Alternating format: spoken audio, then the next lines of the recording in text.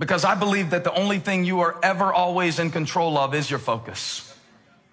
So many factors in your life are beyond your control. But one thing you can always control, if you learn how to do it, and if you're committed to it, is your focus.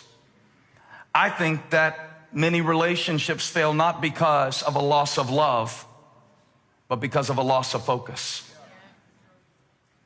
That would be one of the reasons that a church fails as well while we're at it, is that you lose your focus when you stop caring about what God cares about. God will no longer back you in your endeavor. And so sometimes what we call failure is really just broken focus. It's the reason why the passion that exists in some parts of relationships when it's getting started tends to leak and you wonder where it went. It wasn't necessarily that you lost the love, you lost the focus. It's very difficult to keep that first love focus in any relationship. I think Jesus is calling us back to focus. If you'll notice the bread on the sandwich from the little passage that we just read, both of them start with seeking. Seek first his kingdom. Ask and it will be given to you. Seek and you will find. On both ends of this passage where Jesus is speaking on several different subjects is this idea of focus. So is your focus, number one, on finding or becoming? Finding or becoming. Jesus said, seek first the kingdom and the other stuff will move into position. But if you seek first the other stuff, then you will have no center of gravity for the stuff to revolve around. So it's important that your focus is not, I've been teaching this for years, man. I used to go around to youth camps and I would teach dating seminar and I would say, you know, it's not an original quote from me, but I would say it all the time because I think it's true. Happiness isn't finding the right person. Happiness is being the right person. I'll take it further since your applause is so tepid. If you find the right person and you are not the right person, what do you think you're going to do to that poor right person? Now, I'm not suggesting, please, I'm not suggesting that if you're not married or something like that, it's because you're not ready yet. Because all we have to do to disprove that stupid theory is to look at some of the people who are married. So married doesn't equal ready, okay? I can offer you many examples of that, starting with myself.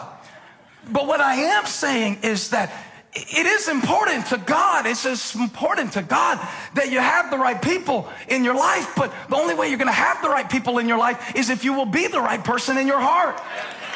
That's the only way that's the only way you're even going to attract them to begin with, and that's the only thing you can control. I can always control whether this person comes into my life, but I can control the kind of person that I am. You know how you have little memories from your childhood that are so random that you wonder how they're still up there from all these years, and you kind of wish you could delete them because honestly you need that space for more important things like your children's names and stuff that you forget sometimes. But I had a memory, I don't know why. I remember in 6th grade they gave us the Berkeley County writing test. I remember the prompt of the Berkeley County writing test when I was in the 6th grade, almost word for word.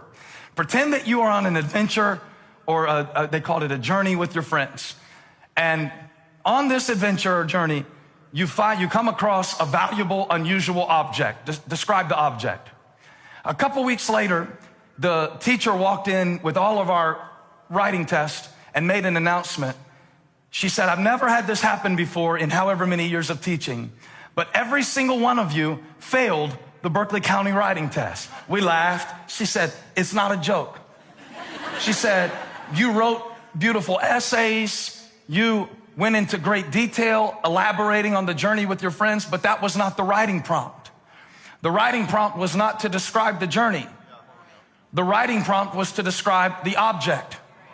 All of you wrote essays about walking through the woods with your friends. Some of you traveled across the seas with your friends. Some of you flew through space with your friends. It was highly entertaining, but none of you described the object of relationship, the object of love. is not that somebody else would complete you. I'm sorry, Renee Zellweger, but you got it wrong. Your line was touching. It just wasn't true. Jerry didn't complete you. Touch your neighbor, say, you can't complete me. See, we teach this stuff. No wonder single people have their fists up ready to fight me when I want to preach about marriage, because the way we preach it and teach it, we teach it like until you get married, your life hasn't started. I only got one question to ask you. If that's true, how can you worship Jesus?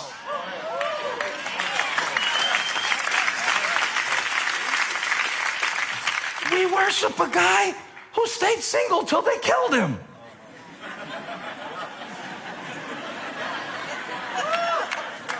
I'm not saying you have to stay single and be like Jesus. I'm a hypocrite to say that. But I'm saying if Paul would have waited to fulfill his purpose until he had somebody to complete him, we would have 23% of the New Testament. And we teach it wrong. We teach it wrong.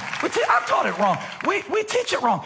In the book of Genesis, God's describing marriage. He's talking about Adam and Eve, and he says that, the man shall leave his father and mother and go be with his wife, and it says that the two will become one. Let me tell you what it doesn't say. It doesn't say the halves will become whole.